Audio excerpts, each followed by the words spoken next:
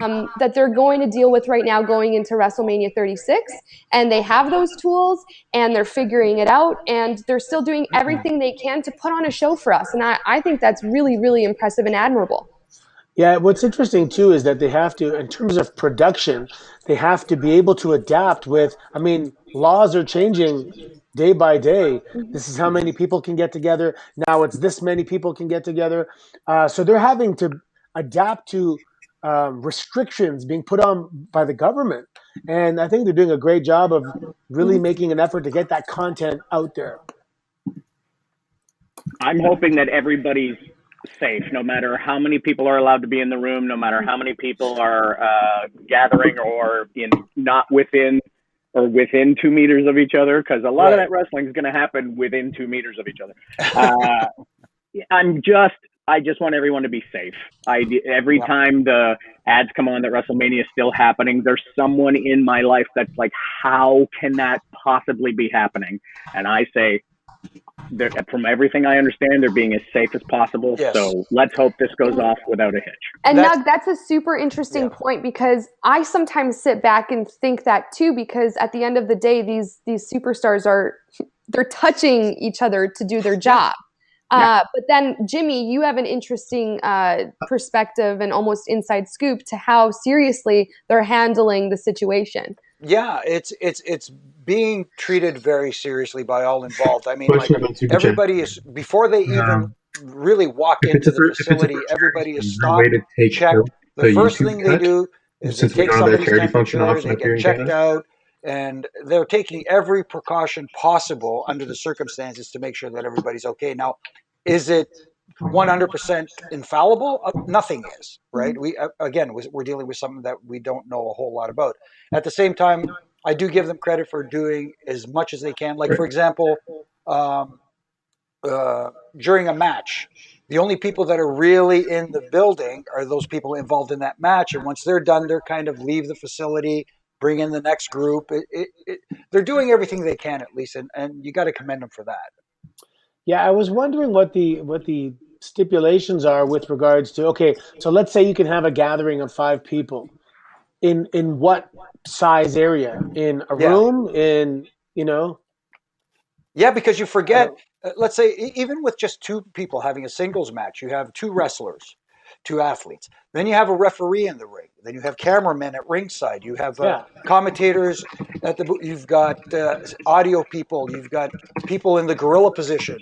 You're right. Like, how many people can be in a room of, let's say, 2,000 square feet or something? Yeah, like every 50 feet you can only have 5 people or something. I don't know. And that's just a one-on-one match, Jimmy. There's a 3-way tag match. Mm-hmm. That's a ton of people involved, plus the ref, plus the announcers, plus the camera people, and everybody. Yeah. All they got to do is have a priest in the room, and they can say it's church. So I guess that's okay. Probably. Oh, Anthony, and your sayings. And on that topic, let's talk a little bit about Roman Reigns and his decision to sit this one out. I agree. Yep, absolutely. I think it's the right decision, especially with his circumstance, with the remission, being in remission from his two battles with leukemia, which makes him immunocompromised in the first place. So, if his decision to bow out of WrestleMania is the right one, and also you got to again applaud WWE for not holding it against him and being fully on board with his decision to do so. Yeah, I mean, the fact that he went and beat leukemia a second time and came back, I mean, how quickly he came back is a testament to how bad he wants to be there. So it's obviously he's not just it's inconvenient. He doesn't want to come. He's definitely he's doing the right thing. It's definitely a moment where not just Roman Reigns, but a lot of performers are going to be checking priorities. What's the more important thing here? Is it being at WrestleMania, or is it staying safe and not being sick and not spreading this horrible thing around? Yeah. Roman Reigns. Go ahead, AC. You also have to go back to your family afterwards as well. Yes, and who knows what you're bringing back. Checking people at the door is good, but there's that there's that lag time between when you can get it and be contagious and when you show symptoms. Yeah. And that's obviously the loophole or the hole in this, but that's just, what can you do? I mean, it's crazy.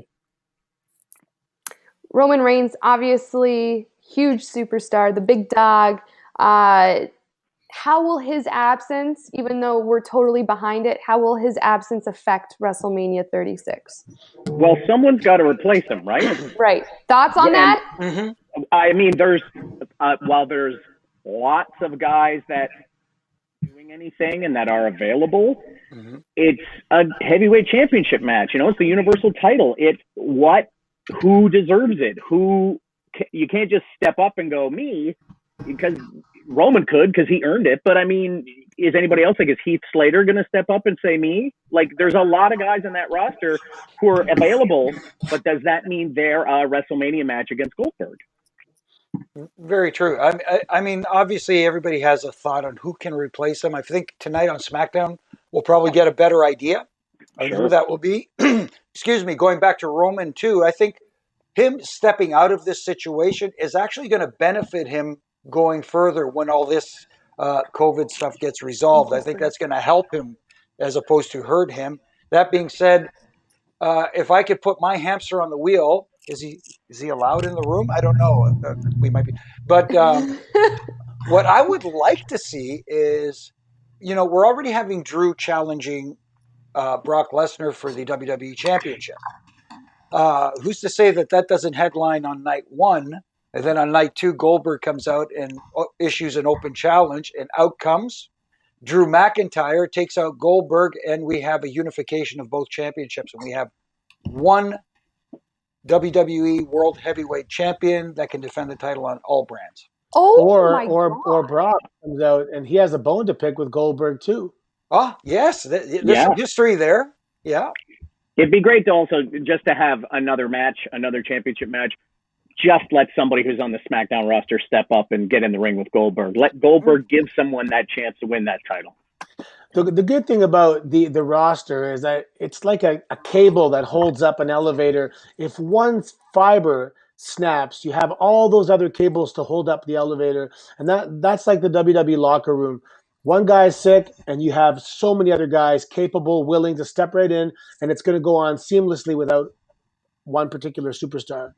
And one person's misfortune could always be the other person's good fortune. So I can tell that Carolyn liked my analogy. I did. In my mind, I'm like, you always have the best analogies. You know what it is? Carolyn's thinking about the elevator incident back at... Oh, yeah. Can we tell everyone here what happened? Sure, okay. Go for it. So Renee Young, of course, the OG of Sportsnet Aftermath TV, came to join us on Aftermath, and we were so excited about it. Obviously, the crew here, you guys have worked with her before, so everyone was pumped. I was so excited to sit with her. I think she's awesome.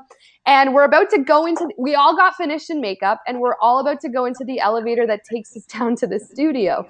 One floor. Yeah. And there was okay, so it was the four of us, Renee, two people from sales, I believe, and Adam. So there was a bunch of us in there. And as soon as we walked in, I said, how funny would it be if we got stuck? I'm not kidding, guys. As soon as I said that, the elevator got stuck. And I think Jimmy was low-key freaking out. Anthony started having an anxiety attack because he was getting so hot, because we were stuck in there for like a solid 25 minutes. Yeah. Now, how are you doing? I don't remember how you were doing. I was in the corner being as still and not riled up, because as soon as I get anxious at all, I sweat a little more than Anthony did. So I didn't want to add to the heat in the metal box. And I was having a good time watching Renee like Instagram live everything. We were all stuck in that elevator. It was crazy. Renee was panicked, but Renee was snapping photos. She was great. Yeah. I was cracking up. Adam, who is the producer of Plays and Misplays, we were just dying laughing. We were also watching Anthony like freak out. Anthony started taking off his shirt. He's like, I'm glistening. We were just cracking up. Then you hear the people above us trying to like tell us what to do, and they're kind of laughing, and then Anthony's trying to like open the elevator doors, close them. We're like, we don't know if this is what we should be doing. And then eventually we got out. We went straight to the studio. We got retouched up with makeup because I think by that point we all kind of sweated our makeup off. Pretty much. Yeah, it was all in our socks by then. Yeah, exactly. Yeah. I have to admit, though, color shirt I was wearing is one that really shows sweat. So that's why it became see-through, Anthony. Anthony would have won the wet T-shirt contest that day. 100%. It was so, and then now Nug doesn't take the elevator with us anymore. Nope. I'll take it up occasionally, but I never go down in that elevator. Go down. It's 1 floor. Who cares?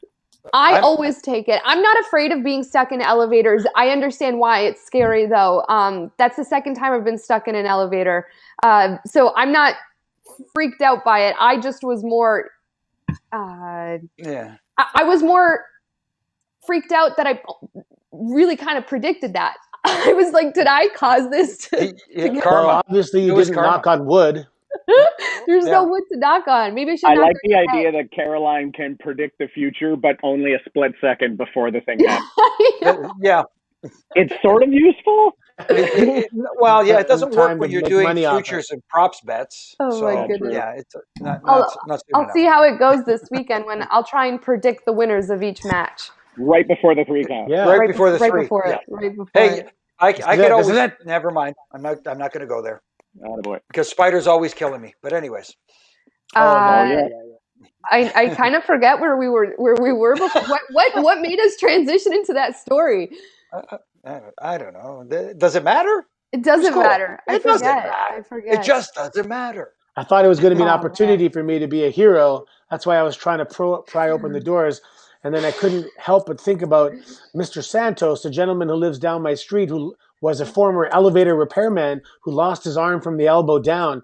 So I was thinking, I'm not going to try and climb through while it's in between 2 floors, because if it goes, I don't want to be, half of what I am currently. Now, Anthony, you don't want to be down one cobra.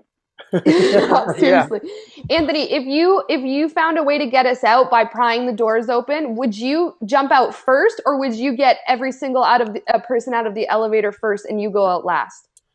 Ooh, well, I think it depends. If it was high and I had to boost people, then I'd lift them.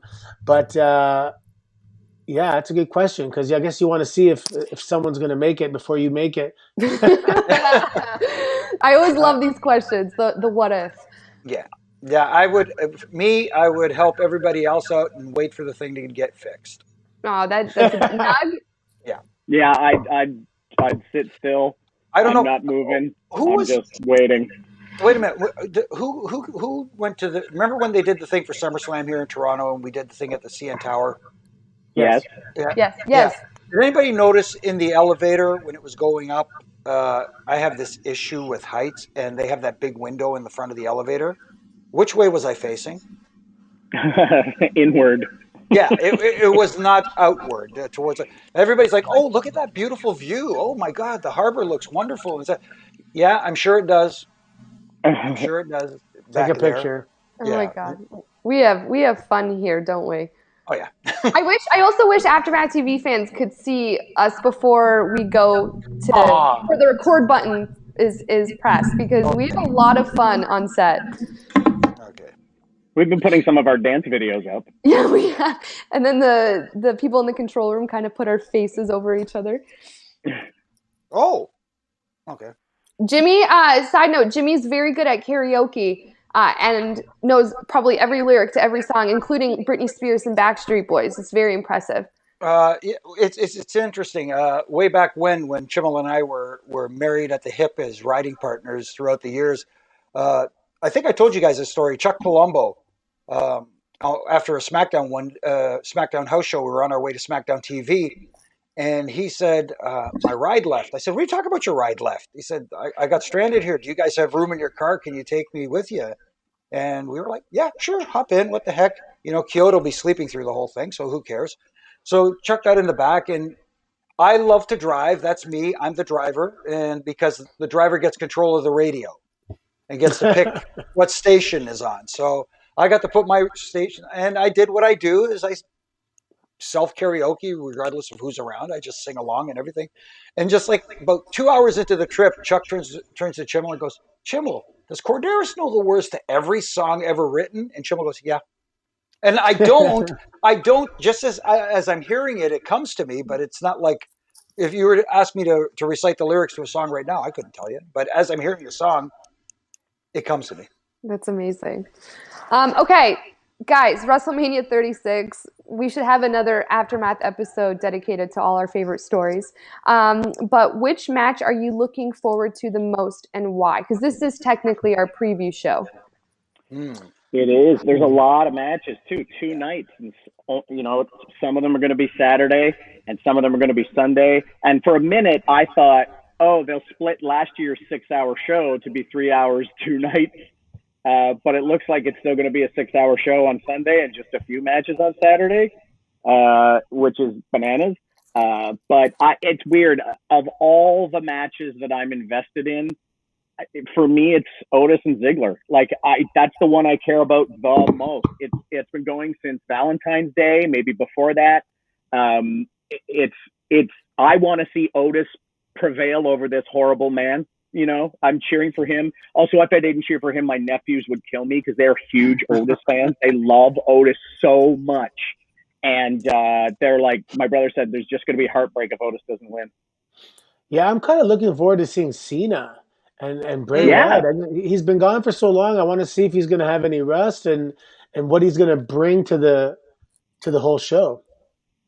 Yeah, that one for sure. And also because, if I'm not mistaken, that's a Firefly Funhouse match. It is. Jimmy, what are the rules of that? I don't know if there are any rules. The rules are whatever the Fiend wants it to be. We have our first run-in of the day. You know what?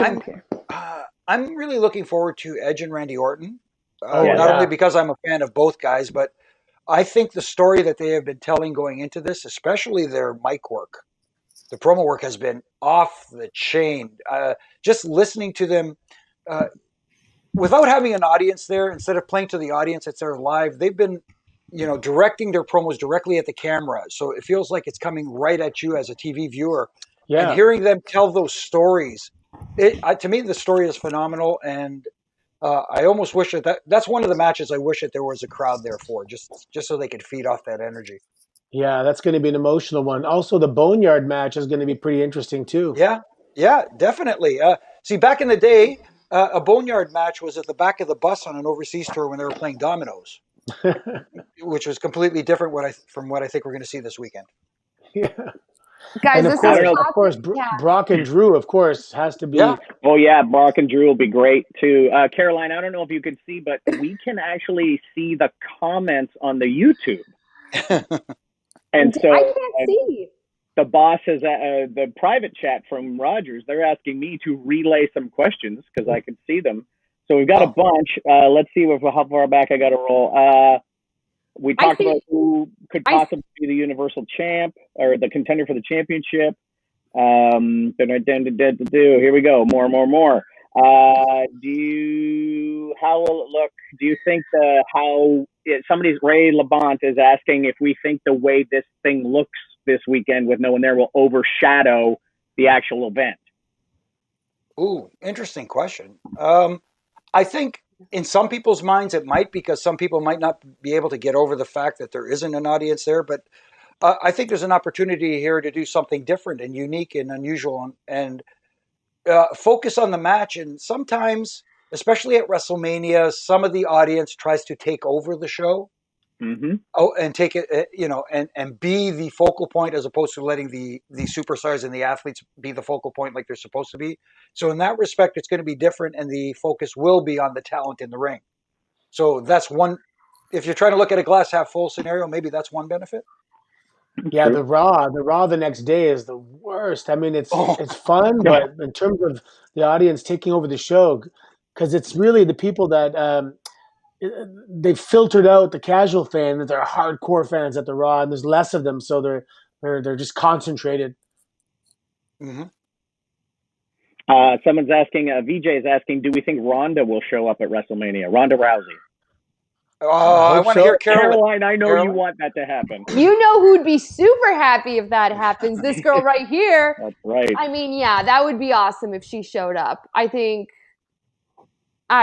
maybe even to help Shayna Baszler out a little. I don't know. I'd just love to see her in some capacity, even if it's a promo of hers or just her entrance music, something to give like a hint of Ronda Rousey would be enough for me. But, you know, of course, seeing her, that would be like, spoiler alert, that would be my win for the next episode of Aftermath TV. This is going to Without be a question. Yeah. this situation is going to be very taxing on the commentators because the commentators are their sole voice you have to hear to build up excitement and shock. So let's say there's a special guest appearance by Ronda. You're going to have Michael Cole losing his mind to convey that shock and excitement to the viewers at home. So that's going to be, man, they're going to burn their voices out, I think. But it is what it is. And speaking of Michael Cole, I don't think he gets enough credit for being as good as he actually is. Michael Cole has improved immensely from day one, and he's really become one heck of a play-by-play guy. And as far as Ronda Rousey goes, even if we don't see her at WrestleMania, there's still, you talked about the Monday night after. Exactly. If Becky Lynch were to get past Shayna Baszler at WrestleMania, who's to say that Ronda doesn't come out? Because right now, if you're looking right now in sports, WrestleMania 35 is on right now. And the main event of WrestleMania 35, that's when Becky Lynch beat Ronda Rousey. Or did she? Because Right. Or did she? There's that controversy surrounding that, and maybe Ronda comes out and addresses that on Monday. Yeah, I watched a special last night on Ronda on Netflix. There's a really interesting comment, and it was mentioned on, I know Dolph Ziggler brought it up on his Instagram, that this year, he's been there forever, and this year is his first singles match at a WrestleMania. Wow. He's been on a ton of WrestleManias, but in tag matches or multi-person matches or whatever. But this is his very first singles match at WrestleMania, and the guy's been there like 14 years. 15, wow, I think. That's incredible. Yeah. Who would have thought? Yeah. I mean, and he only has one win as part of Team Johnny. Oh my goodness. Oh, that's right. That was on Team Teddy. Well, it's funny because he made a point about in 15 years now he's going to have as many singles matches at WrestleMania as Michael Cole does. Michael Cole. He might have the same record as Michael Cole as well. One. Yeah. Let's see. Somebody's asking, Brent is asking, what do you think Rob Gronkowski will be doing during the show? And do you expect to see any legends make cameos? Personally, some of those legends might be over 70. I hope they stay home. Yeah, exactly. Exactly. I don't think we're going to see, given the parameters and the restrictions of how many people you can have around, I think the legends showing up will be limited at best. As far as Gronk goes, it could be interesting. He's supposed to host this whole thing, and everybody knows that Gronk is a larger-than-life personality, and he's very athletic. Surprisingly, he could take a lot of punishment. Apparently, there's a prop bet out there. Will he leave WrestleMania with a title? I didn't know this was out there. Somebody pointed it out to me, and I was like, wow, if that's it, maybe I could. If there's anything, maybe he gets involved in the 24/7 championship, him and his good buddy there. I love that. I think Gronk would be perfect for the 24/7 championship. He's highly, highly entertaining, obviously super athletic. He can talk on the mic no matter what he does. I think is hilarious. I don't know. I'm a big fan of his. So I'm extra excited for this WrestleMania because Gronk is hosting it. Yeah. Well, he does have a free schedule. He does have a free schedule because he just got kicked off The Masked Singer. You love The Masked Singer. I can't get behind that show. I love The Masked Singer for two reasons. One, I don't know who any of them are. The fact that they're called celebrities is amazing. And two, the judges, their guesses are pure garbage every time. And they're guessing people like Barbra Streisand and Barack Obama, people who would never be on the show. And it's just, I love yelling at the TV. There's no way they're coming. Shut up. the most fun. Like Barbara Streisand needs to be on The Masked Singer. Yeah, she's just got an album to push. So yeah. What? Let's see. Somebody said, "Oh, with Mount Rushmore questions. Oh, which match you looking forward to? Charlotte against Rhea or Becky against Shayna? Which ladies match?" Anything with Charlotte in it is the one for me. No, I don't disagree. Like right now, in my opinion, Charlotte is at the top of the women's division. She may not be holding a championship, but as far as talent and ability, she's got it. She's a player. Yeah, she's a flair. The woo didn't fall far from the tree there. Not at all. I totally agree with you guys. I love Charlotte. I feel like I say that about every superstar, but I really do. She's like the most talented right now in the women's division. But I want to say Shayna and Becky because I think this is Becky's time to not. This is where Becky's kind of almost put in her place a little bit, which I think has been a long time coming, in my opinion. As someone who's been watching, and I just would love Shayna Baszler to just pulverize her. So Becky's getting a little big for her britches, and Shayna Baszler is just the person to adjust to that attitude. Yeah, I'm looking forward to seeing how it goes. Yeah, it's going to be interesting because, like I've said before, there's something, that little thing that's missing from the man. That's not resonating with me, at least, anyways. You know, showing up on driving the semi and stuff like that. The truck didn't do it for you? No, it just didn't do it. And even if she were to show up in a beer truck or even a milk truck, well, actually, the milk truck might be work. The milk truck might work. We have somebody's just asking, what if the person to come out to challenge Goldberg was Keith Lee? Ooh. That's an interesting one. I think, again, my opinion, too soon for Keith Lee because, you know, in NXT, people who are familiar with NXT know his talents. He's a phenomenal athlete and a guy his size that can go. And he definitely has future big-time superstar written all over him. But the broader audience doesn't know him, and you need to introduce that before, you know, you do the, you know, coming out of nowhere kind of thing, if that makes sense. If he were just to show up, I don't think it'll have the same impact as people getting to know him first. Right. All right, guys, I have a good question.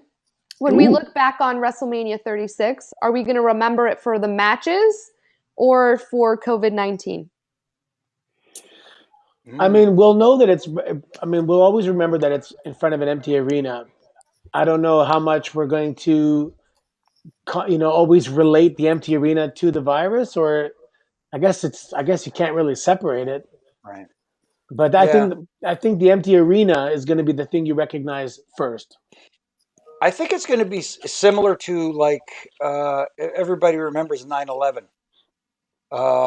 back then, because my wife and I were in Cocoa Beach, Florida when it happened, and then we had to do the SmackDown afterwards in Nashville. And that really the first thing that entertainment wise that pretty much aired was SmackDown. And wrestling, despite tragedy and despite stuff going on bad in the world, has always carried on and tried to at least give us that break from the terrible reality that's going on right now. Not that we want to totally forget about it. You always have to be concerned, but at least give us that, however, couple hours to just sit back, relax, and try to be entertained and forget the real world for a little bit. Yeah, it's going to be a weird thing. There are actual people online saying, well, this WrestleMania doesn't count. We'll say that to Drew McIntyre, who's getting his first championship match. Say that to Otis. This is his first WrestleMania. All of these guys who are on the show, it's WrestleMania to them. There might not be a crowd, but it's still WrestleMania, and all of these matches count. So don't throw out the baby with the bathwater just because there's COVID-19 in it, I guess is what I'm trying to say. And an Aftermath fan asked a question for Sami Zayn, and it was, what's your dream match? And he actually said a long time ago one of his dream matches would be to take on Daniel Bryan. So here he is at WrestleMania 36 defending the Intercontinental Championship against someone who he would consider to be in a dream match with, which that to me is incredible to have that opportunity in your career. Yes.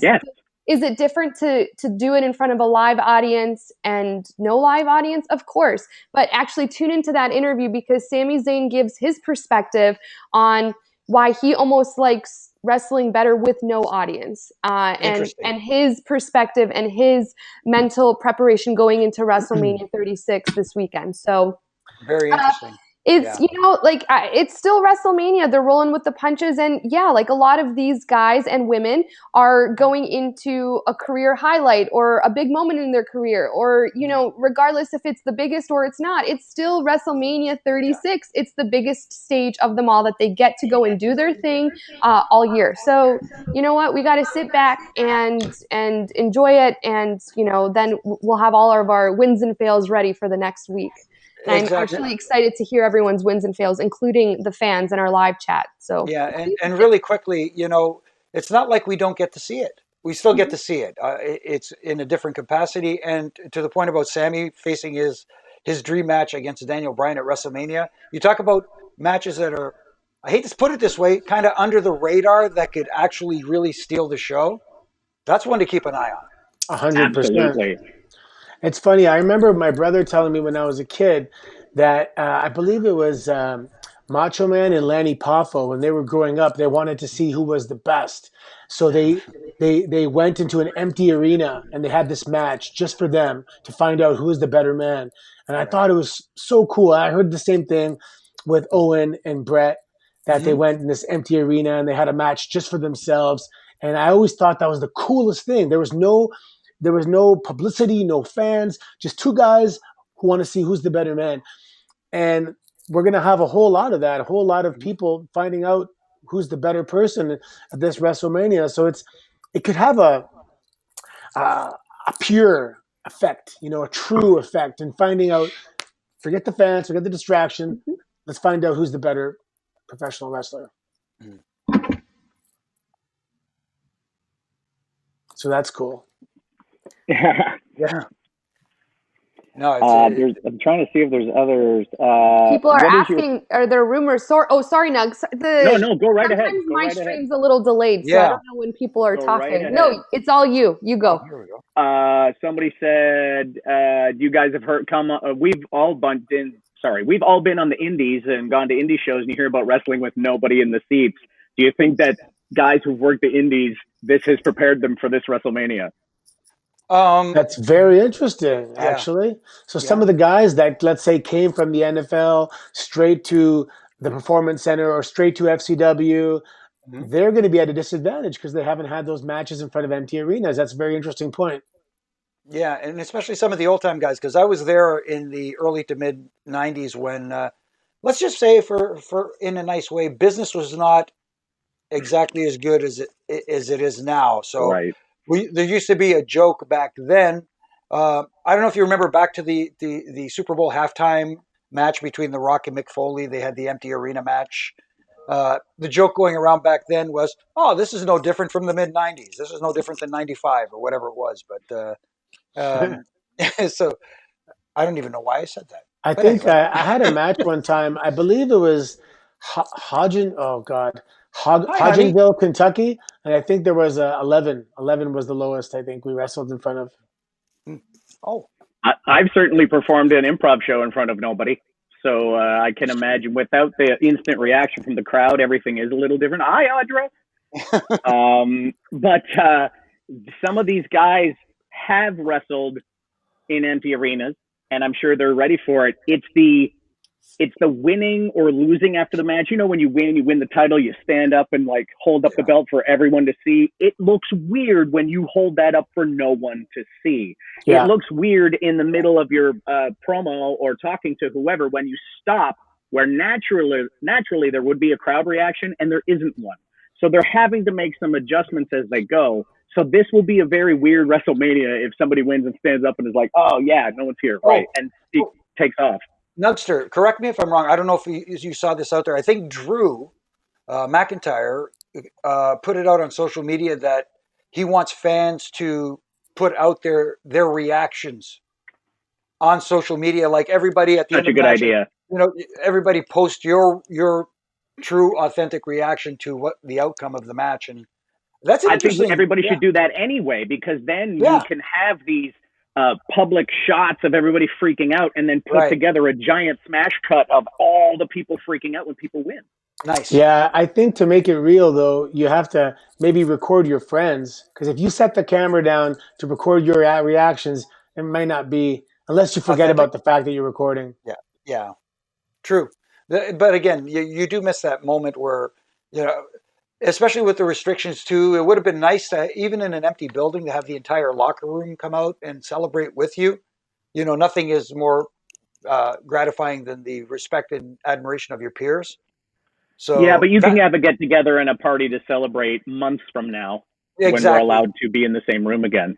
Exactly. Yeah. Either that or you go to a park here in Toronto and you can do that. So I also think we always talk about how the WWE does such a great job of like tailoring content to different demographics, quite like the 24/7 championship. This is a really good opportunity to almost communicate and engage with the universe on social media through WrestleMania 36. Mm-hmm. Like, I feel like there has to be some type of plan in motion to see, you know, to promote fan reaction or to get people to go on a live stream or something. There's got to be something.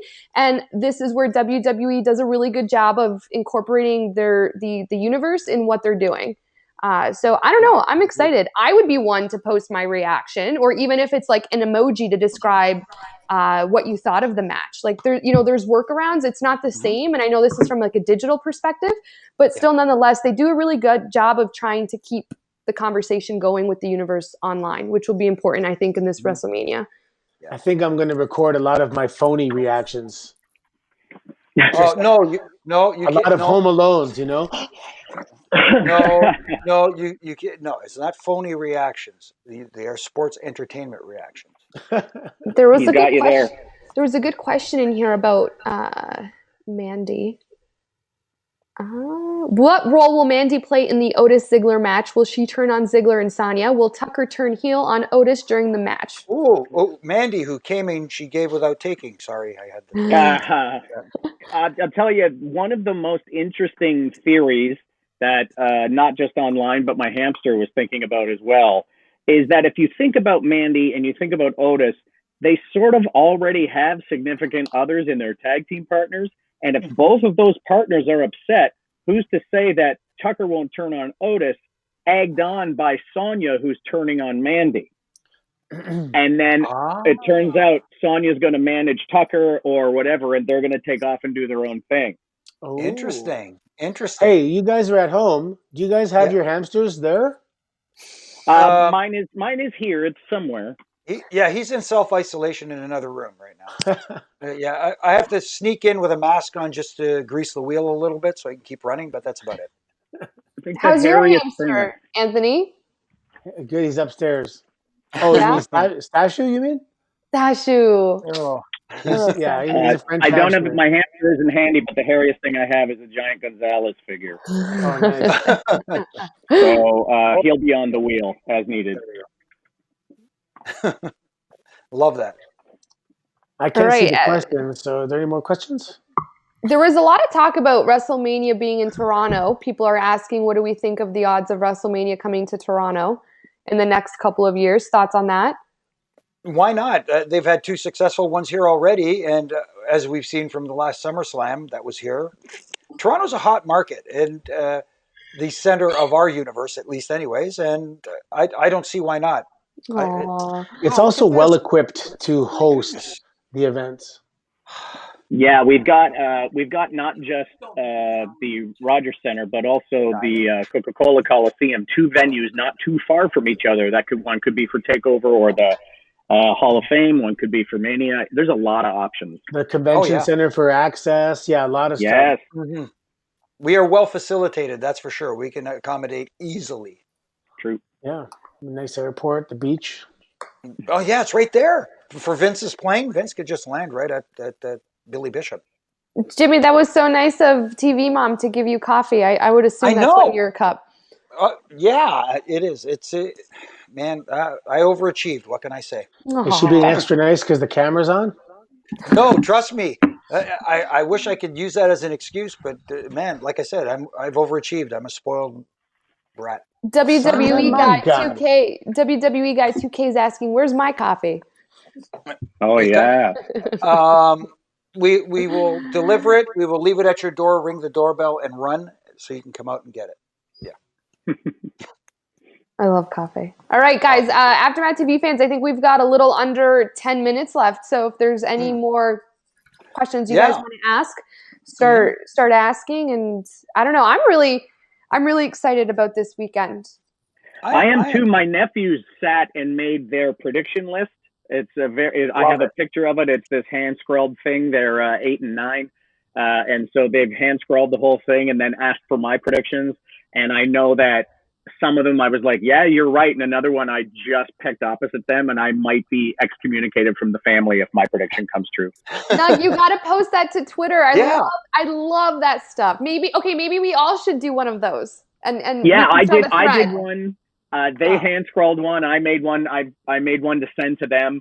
And more matches have been added since then. But their hand drawn list is so much fun. Like I can't. They're only a year apart, but they both have their favorites. So clearly, the youngest one. It doesn't matter if Seth Rollins isn't the nicest guy. He's still going to pick Seth Rollins to win every match because he loves Seth Rollins. And the other one is a huge Brock Lesnar fan. So like the list is hysterical. When I was a little kid, I would make WrestleMania prediction lists. Even now, I'm still doing Royal Rumble prediction nights with some friends. It's so much fun to be with your friends in the room to watch WrestleMania. And now that we can't this year, thank goodness we've all had 2 weeks to get really good at all these new video chat apps. Yeah, no kidding. Just if I may, are your nephews there have access to anti-social media? And if so, please keep them off as long as possible, especially wrestling Twitter. They are not on Twitter. They are not on Facebook. They are on a kid's version of an app that lets them talk with Uncle Mike. There you go. And we do send messages to each other and pictures and stuff. And right now they're obsessed. Their big activity right now is making Rube Goldberg machines in the basement. So they drop the ping pong ball, goes down the thing, hits the dominoes, moves the stuff around. But when I told them it was called a Rube Goldberg machine, they've now involved their Goldberg figure in every machine. Oh, Nug, they probably think the world of you. They're like, look what we did. It's hilarious. Did you show them your John Cena interview? Oh, yes. And they at first, the youngest one who's not, he's very smart, but he also has zero sense of humor. He was like, there was no one there. Yeah. So he was very serious about there being no one there. We need to get that. 8 and 9 to really get into it and really just. It's the perfect age. It's when I got into it, right after WrestleMania 2. Hey, we were talking about WrestleMania 3 this week. Somebody was asking me about WrestleMania 3 because I went to see it on closed circuit television at the London Gardens, where we sat in a chair and watched it like in a drive-in. Mm-hmm. And then the power went out. We missed maybe a half a match or 2 matches, and they offered you can come back on Tuesday. And we all had school. We weren't coming back Tuesday. But I remember saving up all my money and buying a poster at the merch table. And we think we have it confirmed that Jimmy sold me my poster because he was working the merch table in London that night because he wasn't a referee yet. Yeah, no, I remember this. I don't remember you, obviously. You were just a youngster back then. And I was busy trying to keep my hands on all the merchandise after the lights went out and all the power went out. But before there was a pumpkin head, there was a Jimmy head. Back then, that was one of the first jobs I had. They used to do the closed circuit thing as opposed to pay-per-view back then. So, London Gardens had it. They had it in Kitchener at the Kitchener Memorial Auditorium and stuff like that. So Jack Tunney, who was in charge back then, had somebody at each station managing the merchandise table. I was in charge of London. And then after the WrestleMania 3 was over, I was the one charged of driving all through Southern Ontario to all the venues, picking up the check from the venue to bring back to Jack. So, boy. Yeah. Okay, guys, let's leave on one quick question about WrestleMania 36. And it's, what's your most interesting match on the WrestleMania card? I think we can just give an answer, a quick little spiel, and then we wrap up our preview, and then see you guys back here next week for our wins and fails. Well, one of the, I mean, I'm looking forward to seeing the Boneyard match because I really can't visualize and imagine what it's going to look like. So that one's going Should to be a be yard interesting. zone. Yeah, there's an opportunity there to be very, very creative. So yes, looking forward to that. Again, I'm looking forward to the Edge Randy Orton because the emotional story being told has drawn me in completely. I'm looking forward to Edge and Randy Orton. I'm also looking forward to Sami Zayn and Daniel Bryan, Otis and Ziggler. But I think there's going to be a couple of matches that will benefit from having no audience and allow some guys to show off a little more than they could. This is a very unique situation, and it's a perfect time for somebody to blow us all out of the water and do something amazing. Yeah. For me, obviously, Raw Women's Championship, NXT Women's Championship, but after talking to Sami Zayn today, I'm really curious to see if he defends that Intercontinental Championship. I'm really excited to see what Daniel Bryan does. We talked a lot about Kofi Mania and how Daniel Bryan was able to, as well as Kofi did in that match, Daniel Bryan elevated it as well on his end. So I'm really excited what these two superstars do together. I don't know. I'm really, really looking forward to it. So you know what? I'm looking forward to the whole thing. It's just going to be interesting. It's going to be interesting. Yeah. Yep. Exactly. And back to the Sammy point. I hate to use old analogies, but I'm old. It takes two to tango, and sometimes more in wrestling. But you need both participants to actually pull it off. Yeah. The one thing with wrestling these days is everyone tries to kind of predict what's going to happen. Well, nobody can predict what's going to happen this weekend, so it's going to be a surprise for all, and that's actually pretty rare to accomplish. Yeah, if I have 100%. a minute. Yeah, if I have 1 quick minute just to make a quick analogy, it's like going to the Avengers movie Endgame. Thanos is going to get his in the end, but you don't know how. But you're still interested and you want to see how it gets done. That's right. Does that make sense? Yeah, you guys have Thanos Greek? Is that what you asked? Yeah, yes, Thanos. he is. Yes, he is. Yes, he is. Him and Spartacus. Perfect. Spartacus. That was a really good show. All right, guys. Yeah. Off the rail. Now I'm starting to think about Totally my off the rails. Netflix show. Okay, WrestleMania 36. We're obviously all very excited. Thank you, Aftermath TV fans, for joining us. Your questions, your comments.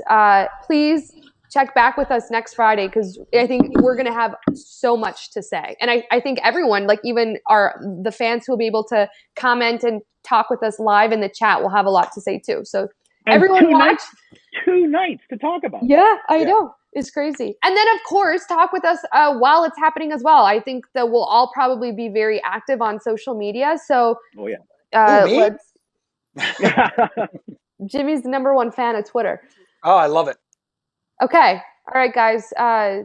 Stay healthy, stay inside, and enjoy this weekend.